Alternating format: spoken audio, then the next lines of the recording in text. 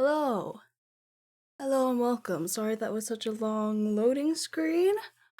I am having trouble being alive right now. Yippee!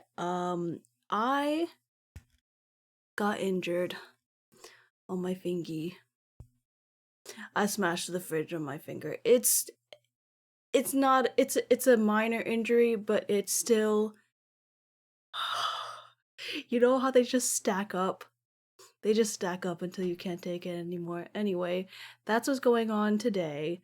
But we are back to reading. Yay! More pain. Oh, I can't wait. Yeah, it's like slammed back my cuticle a bit and it's like internally bleeding a little bit. Sorry.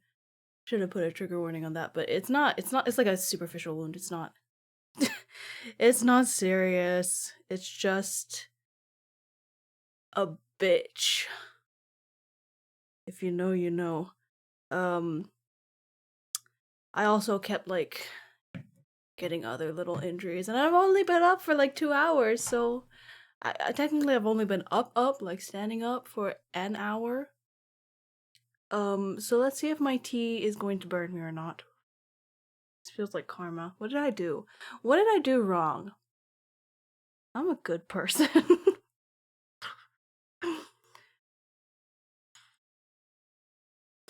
I'm not even gonna risk it. I'm not gonna risk it right now. It's better cold. Not cold. Ooh, nope, don't turn on yet. I got this little heated coaster thing. I got a little heated coaster so that I can keep my tea warm. It doesn't keep it like hot, but it keeps it warm, you know, warm enough to not be room temperature or cold. So I can let it sit for a while and not risk burning Mother Road. But yeah, anyway, we are reading Remnants of Filth. Good morning. Good morning to me. I don't know why my captions are on my display and they're so huge. I'm gonna turn that off. Okay, that's fine. That's fine. I'm just getting distracted. I'm a little sleepy, if you can't already tell. I just woke up an hour ago. 2 hours ago I was in bed for an hour and then I went anyway. Fucking slammed my finger into the fridge and ate some milk, so we're good. At least I got some iron in me. Milk is a Korean seaweed soup. So it's very healthy. Very good for you. Anyway, I think I am stalling to shut up to to drink my tea because I want to have a first sip before I start. And also, I don't know how good my reading is going to be today, so yay.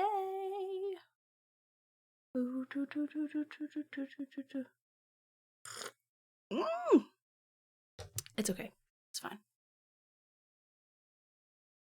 Ed, I see you. Feeling very festive, aren't you, Ed? Alright. Chapter 19 is called Wait for You. This sounds like it's gonna hurt a lot. You know, I'm so here for it. I'm so here for it. Let's do it. Okay. Okay. Okay. Okay, let's do it. Okay, let's do it. Where did we leave off? I'm sorry. I know. I do this all the time. Moji brought a hand to his brow. The end of his sentence caught within his throat. Wait, what happened? Oh yeah, he just found out that they did sigils on each other, basically. Yep. Yep. Protection sigils for each other. It can't get gayer than that. Okay. Oh boy. Oh boy. Oh yeah.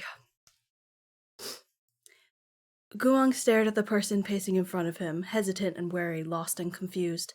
At length he stepped forward and cautiously touched the side of Moji's neck. Moji jerked his head up, glaring at him through slightly reddened eyes. His breathing was roughened by intense emotion, his lapels gaping slightly. The lotus sigil on his neck rose and fell, throbbing vividly at the artery. Wow! Ooh. While he obviously hadn't undergone demonic tampering, in his current state he was no different from a beast. "What are you doing?" Gumong said in confusion. "But I don't know you. Why would you have one too?" To Moji, this question was a violent stab. His hatred and pride made him cruel. He slapped Gumong's hand away, snapping, "I never needed something like this. You're the one who forced me." Gumong looked up this man, who was on the verge of breaking down. In that dim woodshed where no one else could see him, in front of Gumong, the grown Jihujun was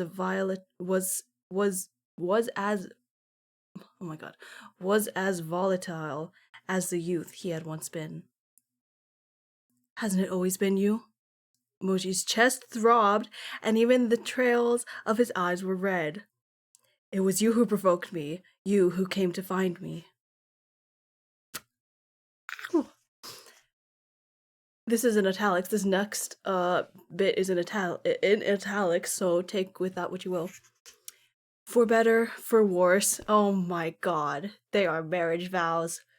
"For richer or poorer, no matter what the future held, it was you who came to my side with a smile." He has fucking... Okay, no. So that was his thoughts, but he's basically... They're married. Okay, they're married. "It was you who made me believe," this was out loud, "that there could be friendship unconcerned with any other pressures, that someone could be good to another person regardless of whether that good would be reciprocated. That kindness, sincerity, the ferocity, unconditional loyalty truly existed. It was you who pulled me back from the edge." Moji really had lost his mind. He had held back and waited for so long, waiting for this day, all to ask Gumong for the truth. He had wanted nothing more than to see what, exactly, was in Gumong's heart. So why had he denied even the slightest deliverance? He had been deceived, abandoned, betrayed. "I like you," a lie. "I'm willing," a lie. "I won't leave you," a lie. Ow! Okay. That's fine. Those were in italics too, so like flashbacks, I suppose.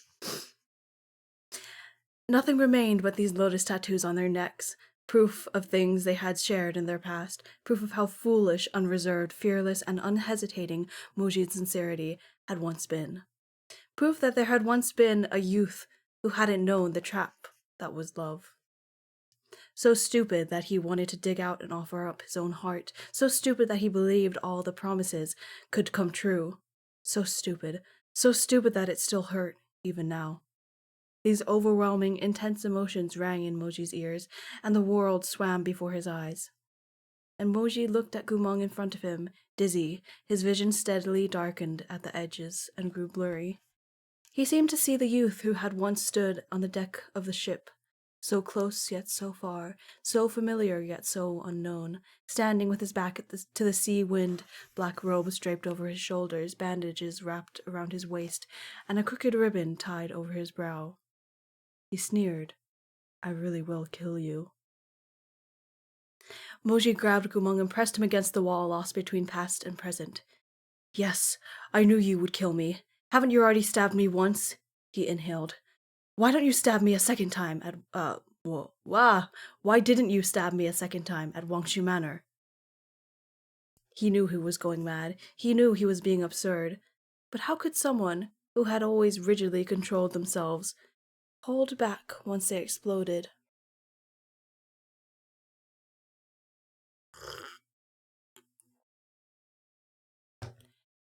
All Moji had wanted was a single backward glance, an answer, nothing more. "It was you who gave me faith. In the end, you were the reason I lost faith. You said I didn't care about anything, that I had nothing to lose, so it didn't matter." Moji's voice softened as he choked up. "But when you stepped onto that path, do you know what I lost?" "Do you know what I lost?" Moji quickly turned aside, lowering his head.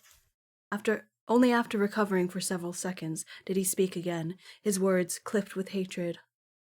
I was never the person who didn't care. It was you. I wish I could... He stopped. Gumang had reached out carefully and hesitantly cupping Moji's face. Don't be so sad, he said. Moji whipped around, meeting those limpid blue eyes that looked like they had been washed with seawater. I don't know what you're talking about. But can you not be so sad? Gumang said slowly and with difficulty, pausing clumsily on each word. Don't be sad.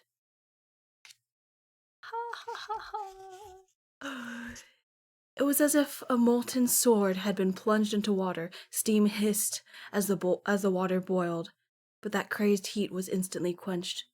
Moji's blood gradually cooled and reason seeped back in. Gumang gazed at him. You're not a bad person, he said slowly, cautiously, lashes trembling. I don't know you, but you're not bad, so don't be sad. Moji felt profoundly unwell. Hatred, frustration, ire, and something else he couldn't place. All of it coursed through his heart. He looked at Gumang's familiar features, at those unfamiliar blue eyes. This same man had once gazed at him with deep black eyes, smiling, and called to him. Moji, it's fine. Don't be sad. No matter what, we'll always be together. No matter how hard things get, I'll pull through. Come on, let's go home. Moji was suddenly overcome with exhaustion. He closed his eyes, near drained, like a dying eagle using the last of his energy to feign strength. I'm not sad. It was obvious that Moji hated Gumang deeply, hated that he couldn't choke him to death with his own hands, see if he could keep escaping, keep lying, keep leaving him then. Hated that he couldn't watch with his own eyes as Gumang's skull shattered and his blood sprayed out, at last bringing an end to all this hope and despair.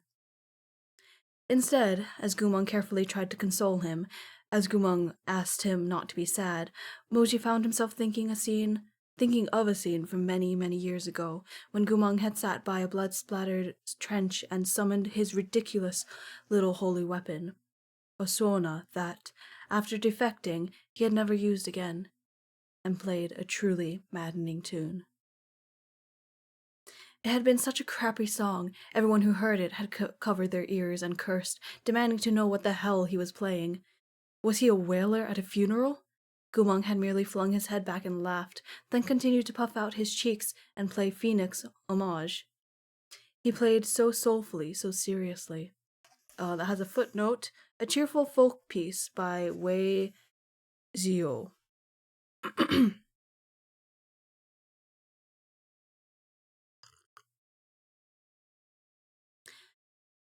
But when Moji had glanced at Gumang out of the corner of his eye, he'd seen that his eyes were wet. Gumang cared. He had lied and dissembled for so many years, but Moji knew he cared, so Moji wanted to believe him, to believe that those things in their past weren't all lies. For this possibility, he was willing to wait. Never mind, Moji said after a time. If you can't remember, then never mind. And finally, in a choked tone, I misspoke. After another interval, Moji stood up and carefully fixed his collar, smoothing every last wrinkle to hide that lotus tattoo on his neck. No matter if you've really forgotten or if you're pretending, I'll wait. I'll wait for a conclusion. I'll wait for you to tell me the truth.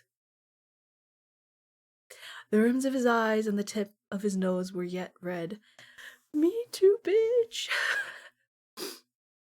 You'll wait for me?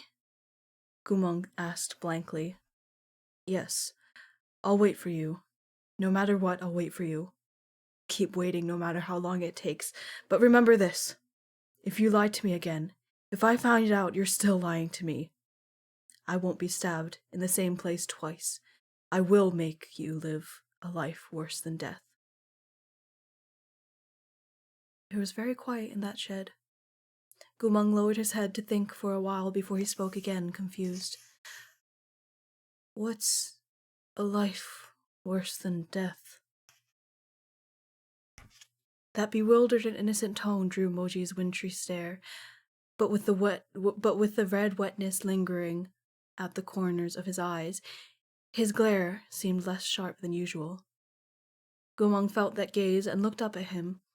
He knew this man had broken his sword array and stripped him of his sharp claws, yet, unlike all the others, he hadn't bitten through Gumang's neck or degraded him, so he asked cautiously, Does a life worse than death mean you'll spare me?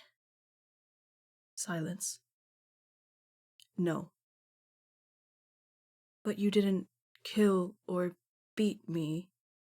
I don't beat imbeciles. Gumang didn't say anything, but continued to look at him. Then he moved closer, sniffing. Moji held a palm up to the tip of Gumang's nose to stop him. What are you doing? Gumang licked his lips dry.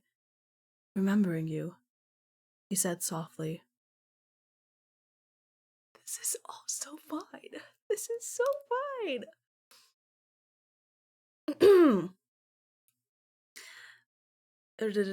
He said softly. Remembering him? Remembering what? His face? His scent? Or that he was someone who didn't beat imbeciles? But Gumang didn't explain. He'd more or less lowered his guard, or perhaps it was less that he wanted to lower it, and more that his long starvation had stripped him of his strength. He no longer cared about Moji. In any case, that sharp fangs that were his last remaining defense. In any case, the sharp fangs that were his last room. Hang on, let me take a sip of tea.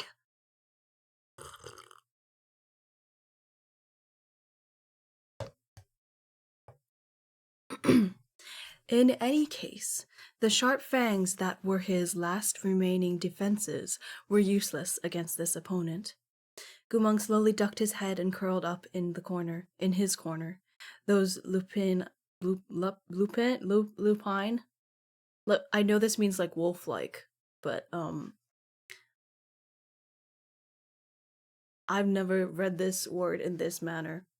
Lupine eyes glimmered in the darkness and blinked tiredly. Thank you, he said.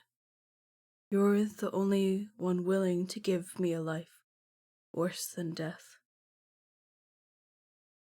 These words fell to the bottom of Moji's heart. Caught off guard, his chest ached. He stood there for a while, looking around the dilapidated little shack, looking at the little mattress with its exposed cotton stuffing and the silhouette curled up in the corner. Moji closed his eyes tightly, long lashes fluttering. In the end, he left and got some flatbread and hot soup. He held them out to this man who was on the verge of starvation. Eat. Gumang quickly... Oh my god. Ow. Sorry, I'm busy crying. It's fine. Gumang quickly came over to sniff the food. He swallowed thickly at the scent before hesitating. But you didn't bed.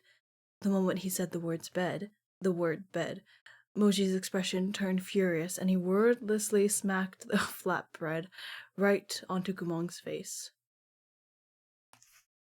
And that is a scene break. I forgot that he was starving this whole time. Alright. When Moji returned to his manor, it was already the dead of night. My lord, you're back. What happened to you? I'm fine. But why are your eyes red? Flying sand. Moji turned his back on Li Wei and walked to his bedroom without looking back. He'd spent hours at Lome Pavilion, but he wasn't remotely sleepy. After tossing and turning in bed to no avail, he draped a black fur coat over his shoulders and stood in the courtyard cloister, looking at the moonlight from the hall. Gumang's sickly face was still flashing before his eyes, impossible to escape. Was his mind actually broken? When the Lao Kingdom sent him back, had it really been for peace talks, or did they have some other motive?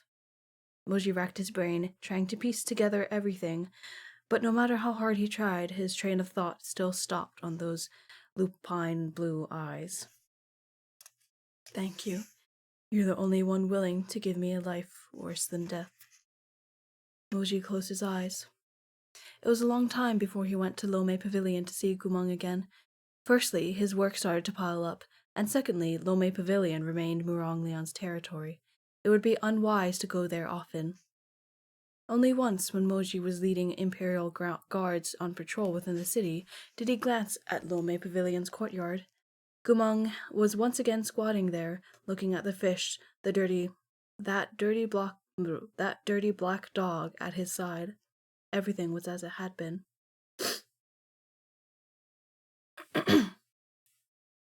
In the blink of an eye, the end of the the end of the month arrived.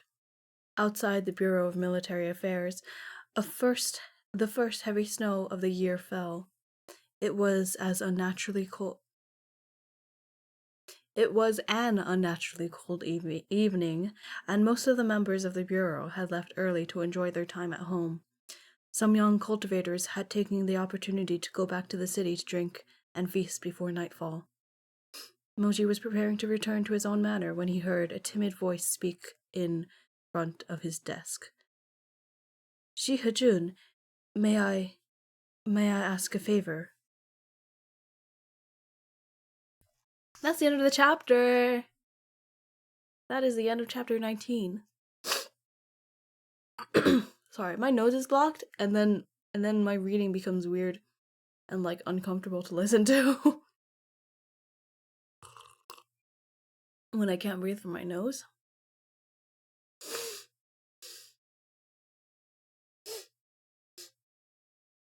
Sniff, ma. I'm sniffing like Gumang. But yeah. Okay, this next chapter is called Gumang Goes Berserk. About time. About time. You know, my finger still hurts. It really hurts. It's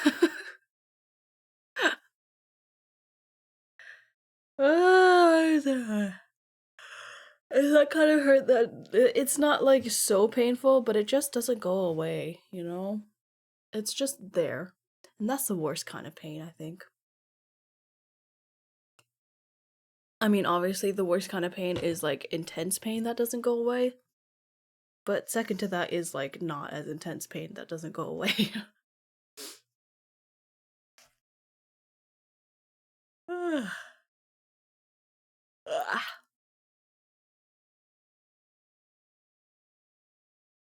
Am I even blinking properly?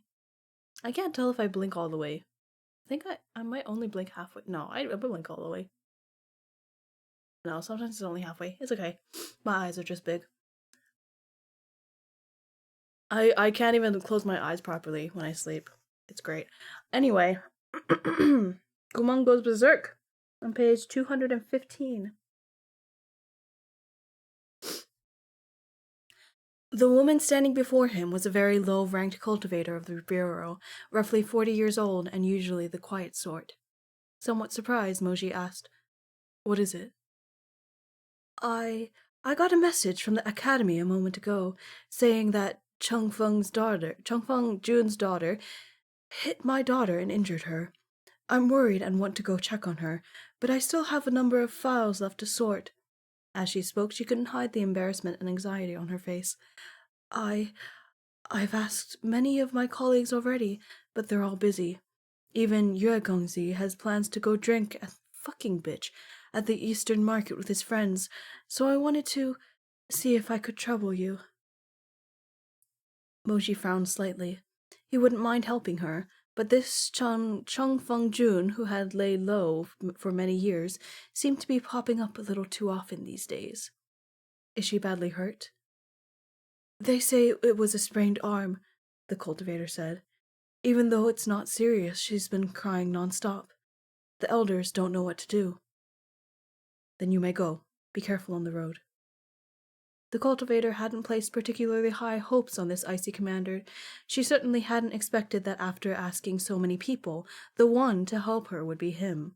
She couldn't help but widen her eyes, and a joyous flush appeared on her face.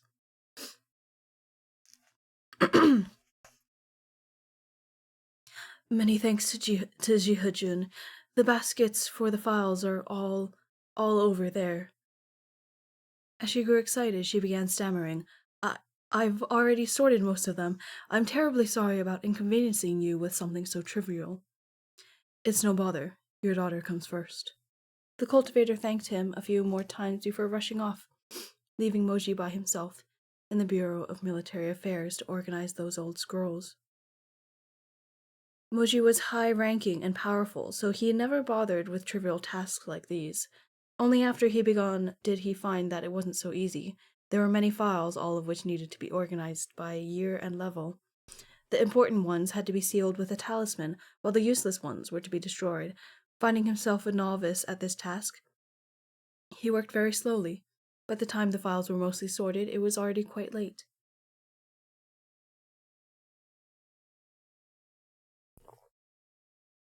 One last box remained. The dusty chest had held the records of a past bureau cultivator. When Moji glanced at it, he saw a familiar name on the side. He stood still for a moment, his eyes downcast. But he couldn't resist taking out Gumung's file. He brushed away the accumulated. He brushed away the accumulated dust and spread out the pages with care.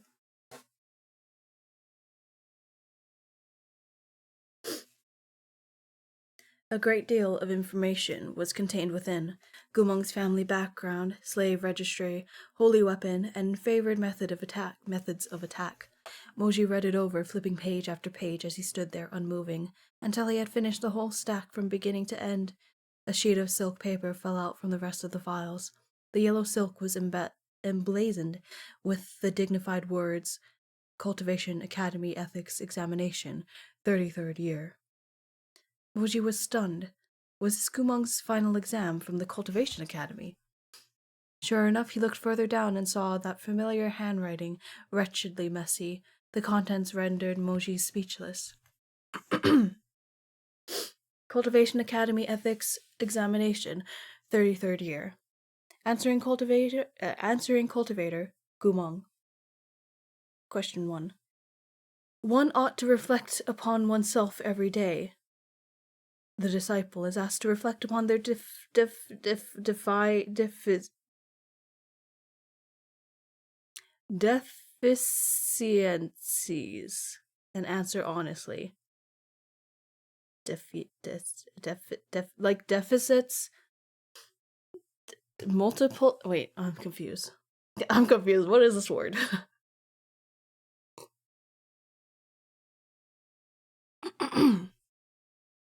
That has a footnote. A quote from the book of the Analects of Confucius. Answer. Personally, I have a money deficiency. The fuck? Question 2.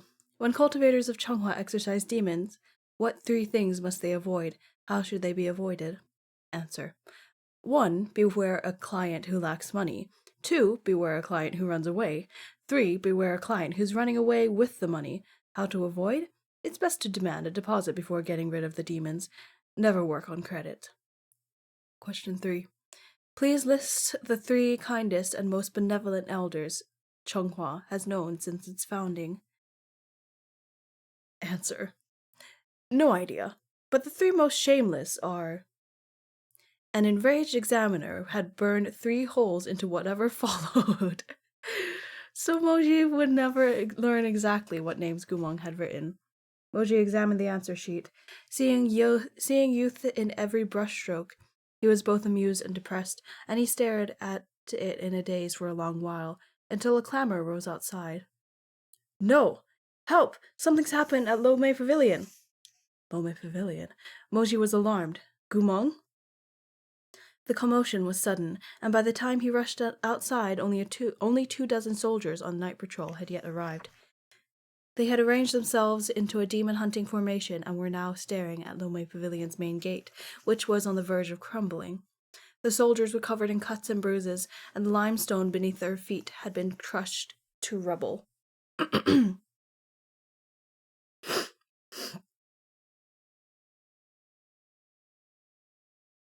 The surrounding streets fared no better. A number of shops had collapsed, their tiles and bricks scattered, and their splintering wood smoking. The cultivator at the formation's head shouted when he spied Moji. "General Mo!" "What happened?" "It's Gumong! A burst of extraordinary potent, malevolent chi exploded from his body. He's gone berserk." "Where is he?" "We only injured him. He's gone and hidden within Lome Pavilion. He doesn't dare rush out to fight again, but neither do we. We're waiting for reinforcements." Moji looked toward the creaking gate. Just as he'd been told, a figure was standing in the shadows, eyes glowing faintly in the darkness. Gumong was clearly watching every moment on the street outside. Moji stared at those lupine, I really gotta figure out how to pronounce this properly, lupine eyes. "Isn't his spiritual core shattered?" he asked. "How could he suddenly lash out like this?" "We don't know." The head cultivator looked like he was about to cry. "His martial abilities make no damn sense. We'd be so much better off if we'd chopped off his head at the start of letting him bide his time in Lome. At the start, instead of letting him bide his time in Lome Pavilion." "He has to be faking it," another cultivator said angrily. "How could his core be broken, his mind damaged? Did that man we saw seem weak and helpless to you?" "Exactly. If he really doesn't have any spiritual energy, then who gave me this cut on my face? Why did His Imperial Majesty let this dog live?" They were still voicing their impassioned objections when they heard the thunder of approaching hoofbeats. Moji turned to see a procession of 12 elite mountain cultivators galloping through this light snow, escorting a carriage engraved in gold. Oh, fucking hell.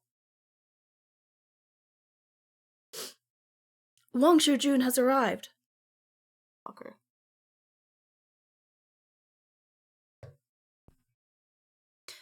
The curtain in the gilded carriage was pushed aside as servants prepared a stepping stool, gauze umbrella, and incense burner. Only after a lengthy stretch did a thin, sickly face drift out from within. "Oh, how lively!" Murong Lian noticed Moji at once. "Jihajun's here too." Moji didn't plan to waste more breath than necessary on him. "Something's happened to Gumong." Murong Lian scoffed. "I am, of course, aware. That's exactly why I've come." As he spoke, he took a few deliberate steps forward and came to a stop near the red lacquer door of the pavilion. Christ. He soundlessly recited an incantation, and blue light blazed from his left hand. "Go. Seize the beast." Under his command, the blue light transformed into chains and shot towards the door. The door, fully 5 inches thick, was pierced straight through and fell with a thunderous boom. Gumong was caught unawares in his hiding spot behind the door and was instantly immobilized by the chains of blue light. "Return," Murong Lian shouted. The chains tightened mercilessly. Gumong crumpled to his knees amid the sound of clanking metal and was swiftly dragged before Murong Lian. No more than a mad dog getting up to no good. A satin slipper embroidered with lunar patterns stretched out and stepped on Gumong's face. "What need is there for General Mo now?" Murong Lian asked lightly. Gumong's eyes were frantic as he struggled against his bonds. His entire body overflowed with spiritual energy, and his teeth gnashed. "Let go of me." "Let go of you?" Murong Lian curled his lips. "Since when do you give me orders?" As he spoke, he tightened his fist. The chains retracted into his hand with a clank, dragging Gumong up from the ground as well. Murong Lian grabbed his hair, forcing Gumong to look at him. 2 unnaturally pale faces met, their noses almost brushing. "I am the master, and you are the slave," Murong Lian said. "General Gu, why has a month of starvation still not taught you your lesson?" "Let Go! Gumong choked. A nearly crazed look flashed across Murong Leon's elegant face. Just as he was about to speak, he saw Gumong narrow his eyes. Murong Leon's heart pounded, reacting with a cultivator's instinctive weariness. He immediately released Gumong and retreated. At almost the same time, the brilliant sword array exploded once more from Gumong's body. The array this time was far more stunning than before. Every sword of light was taller than a man. The one closest to Murong Leon swiftly broke free from the array and flew directly toward Murong Leon's heart. "My lord, be careful! Wang Chujun, watch out!" The attendant shouted in shock, but though Murong Leon's martial arts were poor, he was vigilant. He flung up a hand, and a wall of ice appeared in front of him. The sword hit the wall, shattering the ice into powdery crystals as Murong Leon ducked to the side. It was enough to dampen the force of the blow. The sword of light tore a hole in his robe rather than his flesh.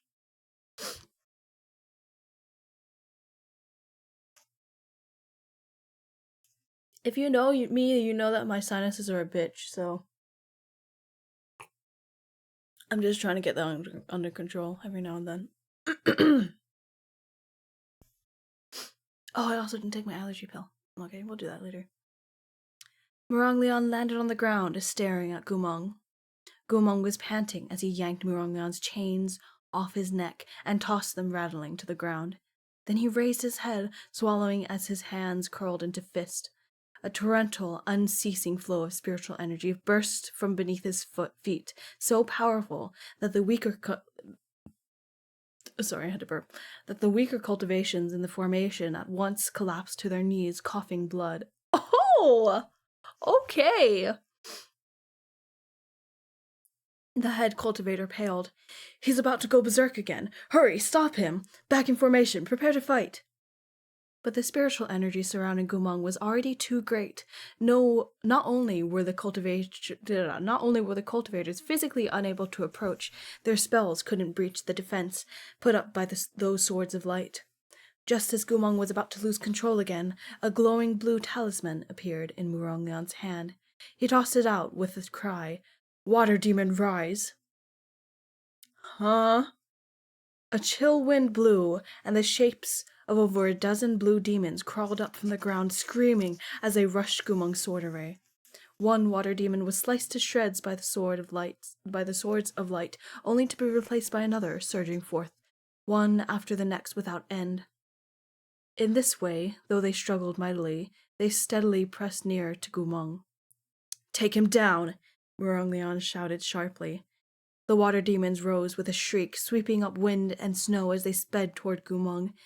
Yet with a single gesture, Gumong sent a sword glare exploding from his fingertips that demolished a dozen of the apparitions at once. He lifted his head, those blue eyes staring menacingly at Murong Leon. Then he pelted towards him through the falling snow. Shocked, Murong Leon instinctively took half a step backwards. "What are you doing?" he demanded. Gumong didn't answer, but the electric blue phantom image of a lone wolf suddenly soared up from his back. This is so sexy. This fight scene is so yummy. Oh my god. Are you kidding me? I can see it all. That is beautiful. He's like rushing at him, and then the fucking wolf from it. Oh my god, you're kidding me. Oh my god. At the sight of that wolf, Moji roared, "Murong Leon, get back!" Murong Leon wished to do just that, but a malevolent chi he had never felt before was pinning him in place, rendering him immobile. Gumong came even closer, stepping by. Wow. Are we done with the gay fish? We are. We are on to Remnants of Filth, and it is something. We're in the middle of a fight scene. Oh boy. I'm gonna start over. That sentence, not the book. Where was I?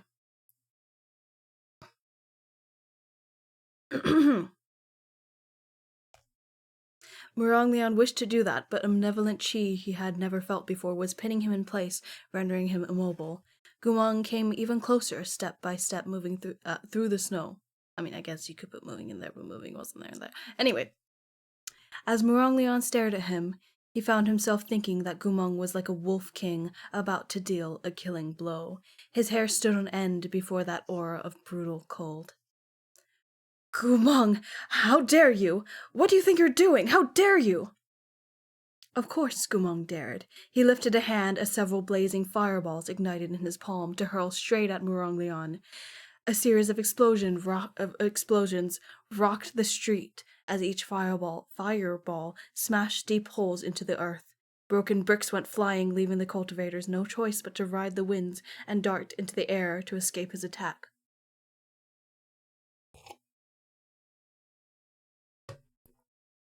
Murong Lian's expression became even more sinister. His face, ordinarily so pallid and sticky from his dependence on ephemera, flushed with a faint but furious red. He stood in midair, jaw clenched. You unrepentant bastard! Gumong reacted to exactly none of Murong Lian's words. With a wave of his hand, flames appeared at all 5 of his fingertips. I hit you the first time because you stepped on my head. Murong Lian stared. I'm hitting you now because I'm hungry. Because you're what? Murong Lian asked incredulously. You didn't let me eat, Gumong said slowly, each word sonorous. I am hungry. Sorry. Flames blazed to life as Gumong waved a hand to cast a spell. Murong Lian's pupil shrank. I'm sorry. I'm just laughing because if you were here at at my last stream, which was Don't Starve Together, my fucking cat lip kept saying I'm hungry in the weirdest fucking way, and it just reminded me of that, and I just needed to address that. I just needed to address the parallels here.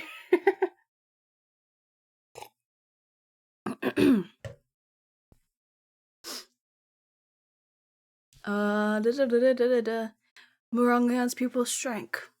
In that critical moment, faster than anyone can speak, a sandy barrier burst up from the soil of the road. The ensuing wind bowled Murong Lian over as a barrier blocked the onslaught of Gumong's fire. Oh boy, this is too much. I'm getting too excited. Murong Lian crawled pathetically upright and coughed, ferociously wiping the dust on his face. He turned to see Moji standing nearby, controlling the protective barrier. Murong Lian stared at him and brushed the dirt from his clothes. You knocked me over on purpose? He snarled. Get behind me. You're no match for him. Murong Lian's thin lips parted. He was about to reply when he heard an ominous crack. That thick protective wall was crumbling. Amid the falling dirt and sand, a dagger wreathed in black mist broke through the final, translucent edge of the barrier and shot directly toward Murong Lian. That dagger. Moji's blood ran cold. That was the same demonic weapon Gumong had summoned on that Dongting warship. The Lao Kingdom dagger he'd shoved between Moji's ribs. But demonic weapons and holy weapons had a crucial similarity. They both required an incantation to be summoned. Gumong had lost his memories, so he should have lost the ability to summon this vicious blade. And besides, his spiritual core had been destroyed. So how?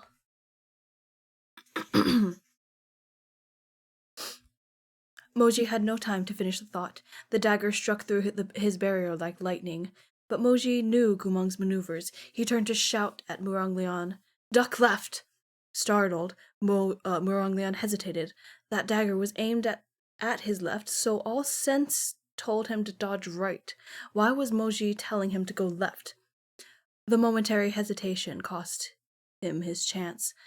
That dagger was indeed shooting toward his left, but at the last second it streaked right like a cunning snake. In the instant before the dagger pierced Muronglion's flesh, Moji darted forward to shove him out of the way. The dagger sank into his abdomen, blood spurted into the air. The crowd paled. Jihajun! Jihajun, are you all right?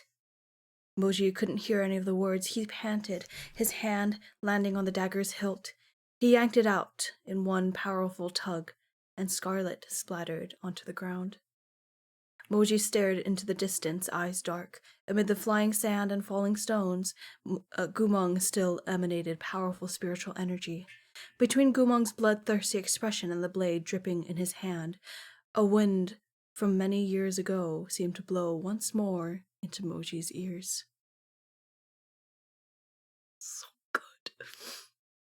Back then, Gumong had told him, as a general, as a soldier, and as a person, you can't be too attached to past affections. We were brothers. This is the last thing I can teach you. Moji suddenly couldn't hold back his desire to laugh. In the end, his hatred only deepened. He's laughing a bit. I'm not gonna say it like that, though. He'd already risked death at Gumong's hand. What was this petty wound compared to that? Moji gritted his teeth and straightened to his full height. Seething crimson poured from his palms as he stalked toward Gumong. Gumong surely sensed the malice rising in him, off him. As Moji drew near, the spiritual energy swirling around Gumong exploded once more.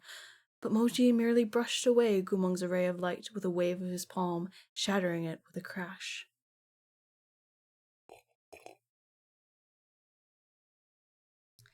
The cultivators fighting at his side were astonished.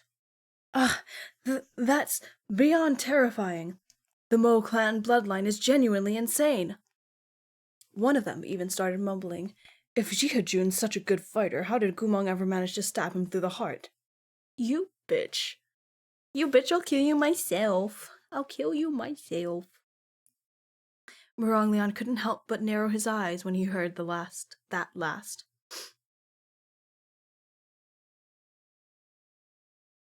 Sorry. He watched the two men face each other with matched hostility, his gaze calculating. Gumong made to attack again, but before he could form another sigil, he heard Moji snap. Shuairan, come. A crimson snake whip shrieked through the air to answer his call. Shuairan, that's so good. That sounds so nice. Actually, it feels nicer to say Shuairan. Shuairan. I had to take a minute to make sure I got the pronunciation right, which I could have not, but you know what? We tried.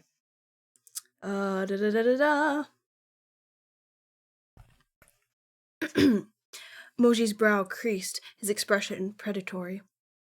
Gumong, he shouted.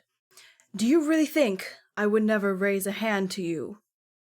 As Moji's voice rang out, Shuairan shot toward Gumong like lightning in a gale.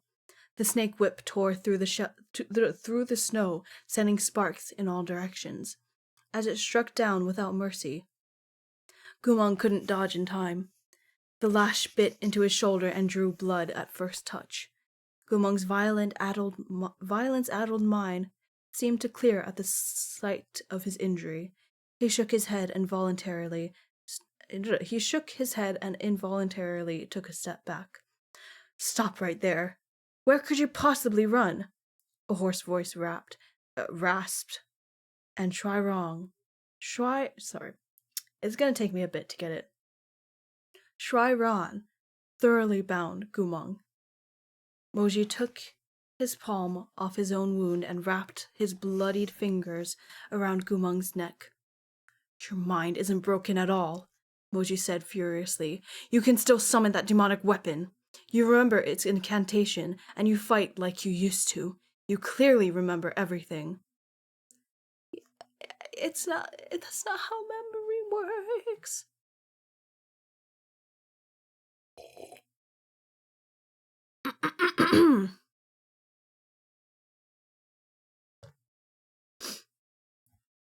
Choking. Gumon couldn't answer. His pale face gradually flushed red. His pale face gradually flushed red, his fingers scrabbling for purchase on Moji's hand. Moji ground his teeth. Speak. Why have you come back from Changhua? Gumong lifted his arms, hands trembling as he covered the fingers Moji had wrapped around his neck. Blue eyes met black. Those black eyes held endless flames, but the blue were wet. Gumong couldn't breathe. It was as if he would be strangled to death, just like this. Moji was infuriated. Speak! The cultivators surrounding them were too terrified to cut in, fear written across their faces.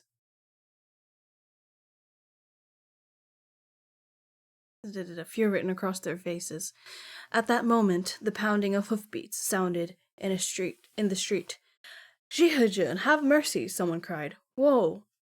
A palace official had rushed onto the scene. She reined in her spirit horse and leapt off its back to kneel in the snow, her breath fogging white in the freezing air. Shihajun, please have mercy, she performed obstinance to both Moji and Muranglian. Wangshijun, Shihajun, His Imperial Majesty has learned of this matter and sent this subordinate to arrest the criminal Gumong. At that moment, Moji was blind and deaf to any and everything around him. It was thus Muranglian who turned to ask, What do you mean? Where would you take him? Wangshijun, His Imperial Majesty had ordered me to take Gumong to the palace. Upon hearing of this incident, His Imperial Majesty summoned the best doctors in the nation. Right now, they're waiting in the palace to once again examine Gumong. She glanced at Moji's hand wrapped around Gumong's neck and hastily added, This matter is of grave importance. You must not execute him without the Emperor's leave. Why? That's the end of the chapter. That's the end of the chapter. Why? Why does he care? Why? This is smelling fishy. This is smelling very, very fishy. And like things are going on between Changhua and the Lao Kingdom. This is very fishy. I guess we'll find out. I have to go feed the dogs. When I get back, I think I'll only do. See, my mouth is already going crazy and ridiculous. The next chapter is short, so I think we'll only do one more chapter. And that'll be that. Or maybe I should stop now. It would be a short stream, but I'm like feeling very it is my PMDD week, so I don't know if I'm really up for another chapter, to be honest. I am curious, of course, but I think that's actually a good place to stop for now. Yeah, my body's not doing so hot at the moment, so I think I don't want to push myself into another chapter. So I think this is what where we will end today. I am feeling a little dizzy. I think it's from like not breathing too much. And as you can tell, my speech is getting a little mumble jumbled. So that is a sign that I should probably give it a rest for now. But yeah, we will be back on Friday. We're not gonna do 6 a.m. on Friday. I overestimate my ability to wake up in the morning. So, it'll probably be at like 11 or 12 or something. I don't know. We'll see. It's just gonna be silly. And I also might be dying of cramps that day, so it might be canceled altogether. Who knows? Who knows? Your bodies are wonderful things, especially when we're disabled. Yay, yippee!